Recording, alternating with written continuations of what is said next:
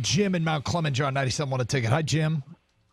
Hey, how you doing? Yeah, I've been listening all morning about this Conor McGregor thing. Yeah, of course it's going to hype up, the fight game for him now, but this is not staged. It's all real. The New York City police actually grounded his airplane so he couldn't leave the country. This is not hype. This has been, it's been going on. Habib was supposed to fight Conor before he was supposed to fight Mayweather. And Conor is so scared of Habib taking his belt and got so lucky. I think the big thing is that Conor McGregor can't handle all that money that he got. He got, $30 million or something that fighting Mayweather?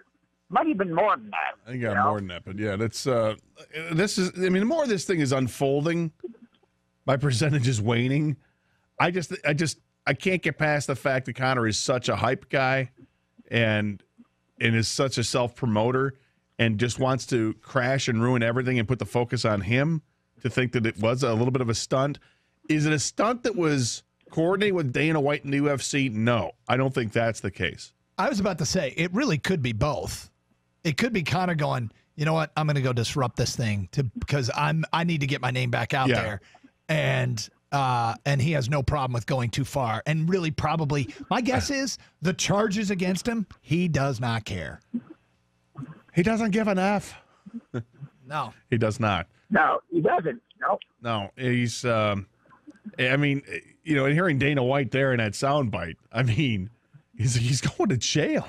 He's going to have lawsuits and all this, and potentially he's not going to do a day in jail. I don't think he's never going to be licensed again to fight.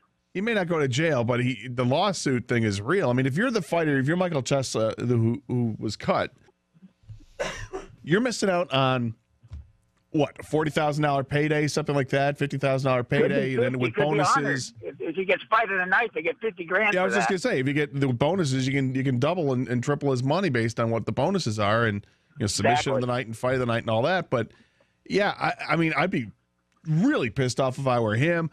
I'd be pissed off if I were a lot of people in this situation.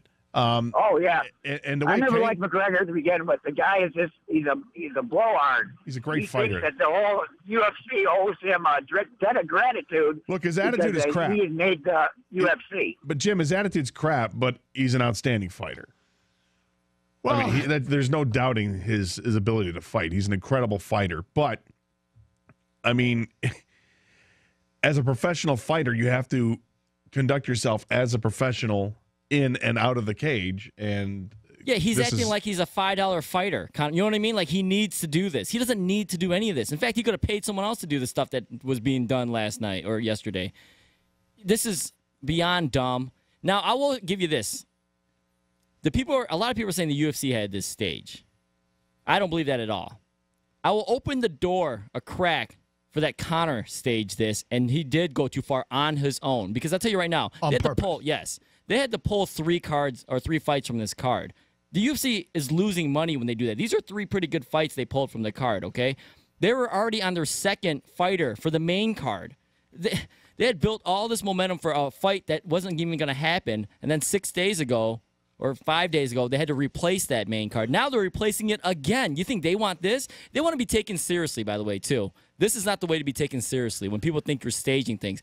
New York was the last state to license them to even a fight. Why would they do this? And you know what I mean? This is not what they want. No, this is not what the UFC wants. It took them forever to finally get the license to have the UFC in New York City, and this is exactly like, yeah, well, let's have it at Madison Square Garden. We'll make it all, and the company was just sold within the last year, right, or last year and a half, or whatever it was. The sale finally went through. I mean, the company wants to go in the right direction here, and your number one fighter goes and decides he wants to box and spends all this inactive time away from the cage, and now you've got this card and he does what he does, and now he could himself find him. He may not be able to get licensed in the United States for a while.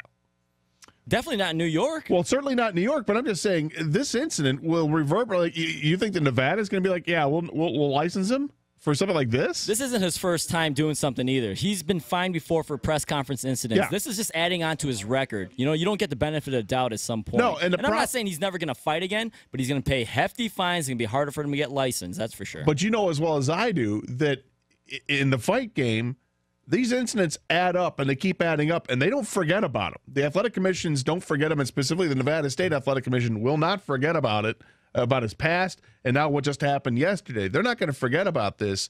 It keeps compounding, and the time away from getting that license is going to expand and expand and expand. I mean, you know, look at other fighters that have had issues, whether it was Rampage Jackson or John Bones Jones and all the problems that he's had, and Wanderlei Silva it has a hard time getting fights, you know, for stuff. So I don't think this is going to be a good outcome for Conor McGregor because he took it way too far. But here we are on a Friday in early April talking about Conor McGregor. He wasn't on our radar 24 hours ago.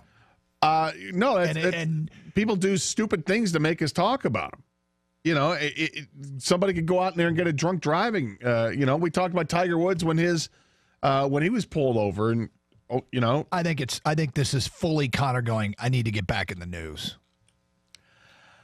I think it's totally staged, but not by the UFC. It's staged by Conor.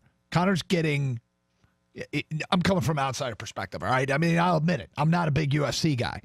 But I think this looks to me like a guy who's been out of the news. I'm going to go get in the news. I'm going to go throw a dolly.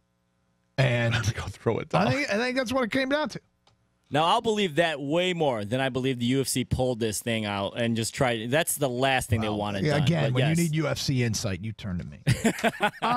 From Todd in Farmington Hills, I was a huge McGregor fan, but now he's dead to me. Egomaniacal DB. Next one. It's crazy to think that that with as rich as Conor is, that he could have paid off the police department to play along. Yeah, the New York Police Department is getting in on this now. See how crazy some of these are getting? McGregor is a joke. Wow, hurting the other fighter for what? Publicity? What a DB. He's not Kevlar or whatever. You asked the champ, greatest ever, Mayweather. McGregor got to be chump of the year. You know, I mean, he's one of the more... When he was fighting Mayweather, our phones were lit up with Conor fans telling us he was going to win.